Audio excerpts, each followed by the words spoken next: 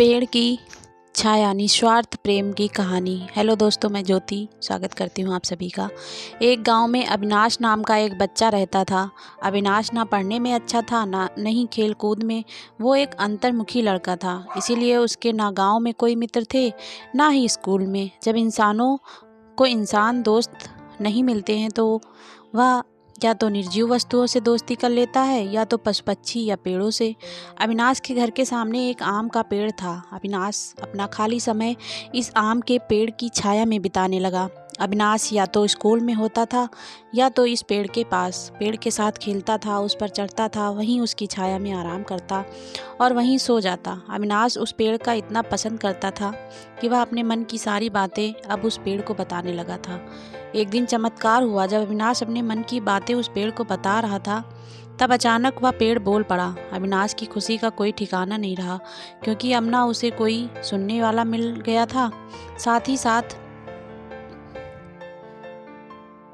कोई ऐसा भी जो उससे बातें करे। पेड़ ने बताया कि अविनाश की इतनी घनिष्ठ मित्रता देख वो अपने आप को रोक नहीं पाया और उसे मजबूरन बोलना पड़ा। लेकिन वह अविनाश जैसे दोस्त को पाकर बेहद खुश है। पेड़ को भी अविनाश की आदत हो गई थी। पेड़ अविनाश को एक दोस्त की तरह, एक बेटे की तरह दिखने लगा, उसकी फिक्र करने लगा। अविनाश की खुशी में खुश और उसके दुख में दुखी रहने लगा। इंसानों की फितरत है, वह समय के साथ बदल जाया करते हैं। समय बदला, अविनाश की उम्र बढ़ी, अब वह कॉलेज जाने लगा। उसने इस पेड़ के पास आना बंद कर दिया। बेचारा पेड़ अविनाश की याद कर काफ़ी दुखी रहने लगा। एक बार अविनाश को अपने पास से गुजरता देख पेड़ ने उसे आवाज़ लगाई और अपने पास बुलाया। पेड़ ने अविनाश से कहा, आओ अविनाश, मेरे पास बैठो, कुछ बातें करते हैं। अविनाश ने कहा, नहीं, मेरे पास इतना वक्त नहीं है कि मैं तुम्हारे पास बैठ सकूं और बातें कर सकूं, क्योंकि अब मुझे कॉलेज जाना है और मुझे इस बात की भी टेंशन है कि कॉलेज की फ़ीस कहाँ से लाऊं।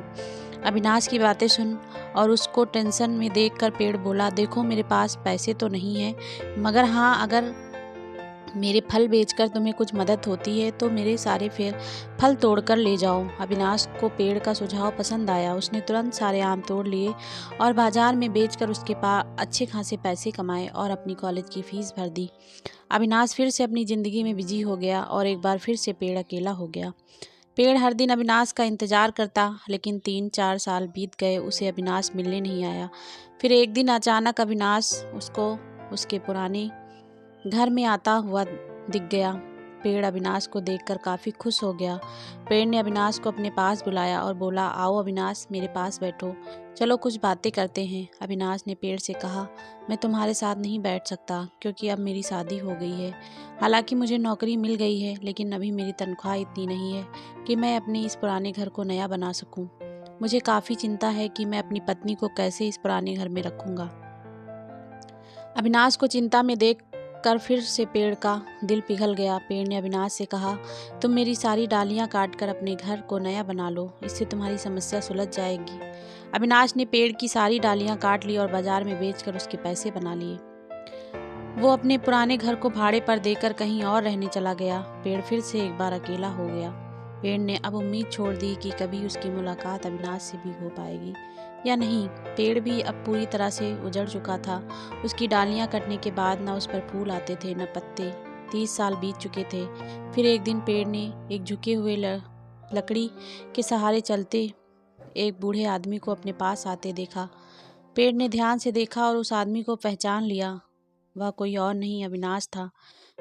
वह जब पेड़ के पास पहुंचा तो पेड़ ने उसे कहा, माफ़ करना दोस्त, अब मेरे पास तुम्हें देने के लिए कुछ भी नहीं है। अविनाश ने कहा, मुझे कुछ भी नहीं चाहिए और ना ही मेरी कोई इच्छाएं बची हैं। मुझे सिर्फ तुम्हारे पास बैठना है और तुमसे बातें करनी है। बूढ़ा अविनाश पेड़ को ऐसे चिपक गया जैसे उसे गले लगा रहा हो।